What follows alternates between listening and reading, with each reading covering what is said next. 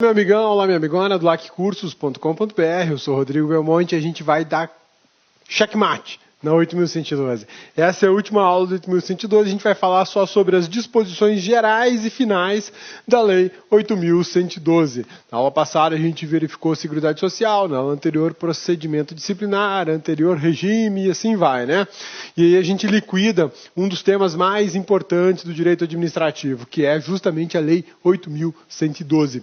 Disposições gerais e finais da 8.112 são algumas coisas bacanas sobre a 8.112 e sobre o servidor público. Por exemplo, Dia do Servidor Público será comemorado a 28 de outubro, ou seja, todo dia 28 de outubro é feriado para o servidor público, né? O servidor público tem um dia só para ele, que é o dia do servidor público. Assim como o trabalhador da iniciativa privada tem um dia do trabalho, que é dia 1º de maio, o servidor público tem aqui o dia 28 de outubro, previsto na Lei 8.112. E essa data ela é utilizada na legislação estadual e municipal, repetindo aí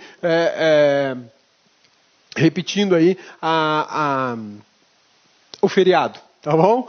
Poderão ser instituídos incentivos funcionais, além daqueles já previstos nos respectivos planos de carreira. Isso é muito questionável dentro da administração pública. Benefícios, prêmios, enfim, incentivos que não estejam dentro da estrutura da remuneração. Vencimento e remuneração. Tá lembrando a diferença? Tem que lembrar, hein? Isso aí cai em prova. E aqui a 8.112 diz o seguinte, que é possível instituir prêmios pela apresentação de ideias, inventos ou trabalhos que favoreçam o aumento de produtividade e a redução dos custos operacionais. Concessão de medalhas, diplomas de honra ao mérito, condecoração e elogio. Olha que bacana isso. Dentro do MPU, onde o Cabeça trabalha, lá já existe isso, sim. Existe incentivo aqui para a produção técnica, exatamente. O servidor pode desenvolver algum trabalho na área jurídica, na área de administração pública, e ele recebe uma espécie de incentivo financeiro para desenvolver aquela atividade.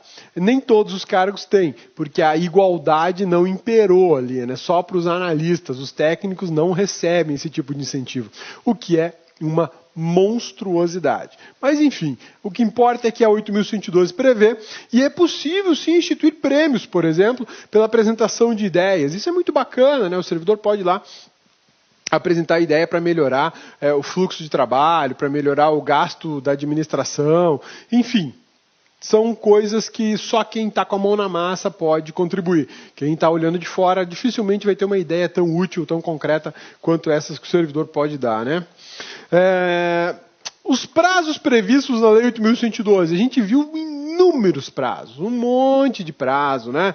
Prazo de licença, prazo de afastamento, prazo de processo administrativo, prazo de afastamento preventivo, enfim, um monte de prazos. E como é que contam-se esses prazos? A Lei 8.112 esclarece de forma muito precisa.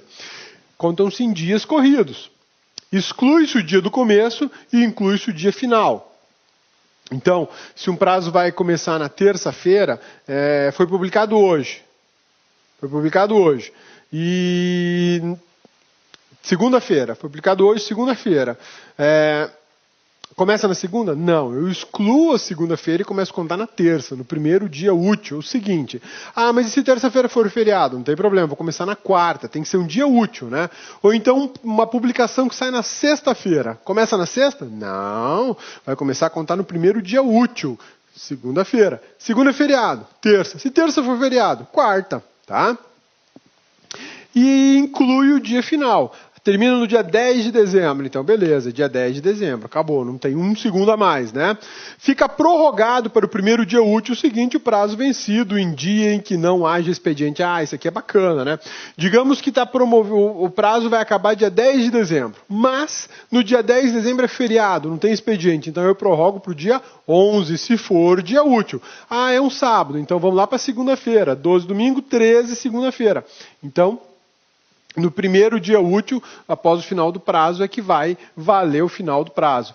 E a contagem de prazo ela é muito interessante, porque no direito penal ela funciona de uma maneira, no direito processual de outra, e há o risco de confusão. Então aqui a gente exclui o dia de começo e inclui o dia final. Tá bom? Beleza?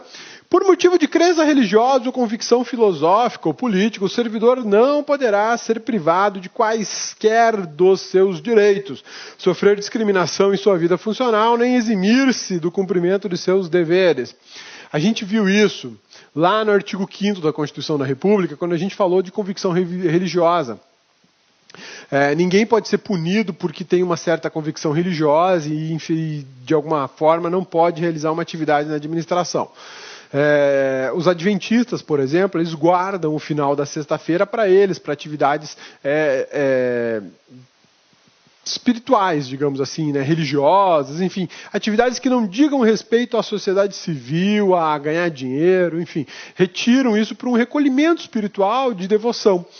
E muitas vezes eles não podem trabalhar na sexta-feira à tarde, nem no sábado pela manhã. Então, um servidor que se enquadre nessa circunstância, ele não pode ser punido ou discriminado porque ele não vai trabalhar nas sextas-feiras à tarde. Pelo contrário, vai se encontrar uma outra forma de ele cumprir a carga horária dele, cumprir as metas de trabalho dele, e ele vai executar a atividade dele como todos os outros demais servidores. O fato é que ele vai ter uma situação um pouco mais delicada, porque ele vai ter menos tempo, digamos assim, de trabalho.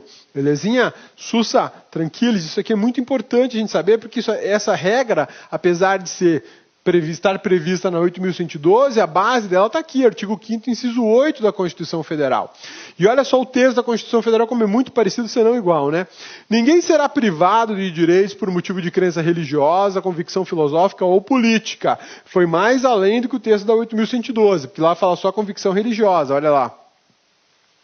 Por motivo de crença religiosa ou não, fala a mesma coisa. Religiosa, convicção filosófica ou política. Mesmo texto, né?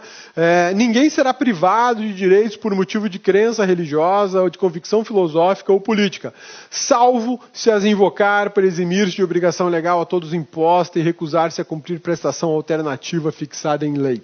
Então, um servidor público que, por alguma razão filosófica, política ou religiosa, não queira, de alguma maneira, realizar alguma das atividades previstas na administração pública, ele pode até se eximir disso, mas ele não vai ficar totalmente livre, ele vai ter que compensar de alguma maneira, vai ter que realizar essa atividade em outro horário, ou uma outra atividade que não tenha interferência com as suas convicções. O que não pode ele ser punido porque ele tem essas convicções, até porque o Brasil é um Estado laico, e o Brasil incentiva a diversidade religiosa, política e filosófica. Então nós não podemos garantir a liberdade de convicção, garantir a liberdade de expressão, para depois simplesmente ferrar com o servidor, né? Não, aí não vai funcionar, aí não vai dar certo. Beleza?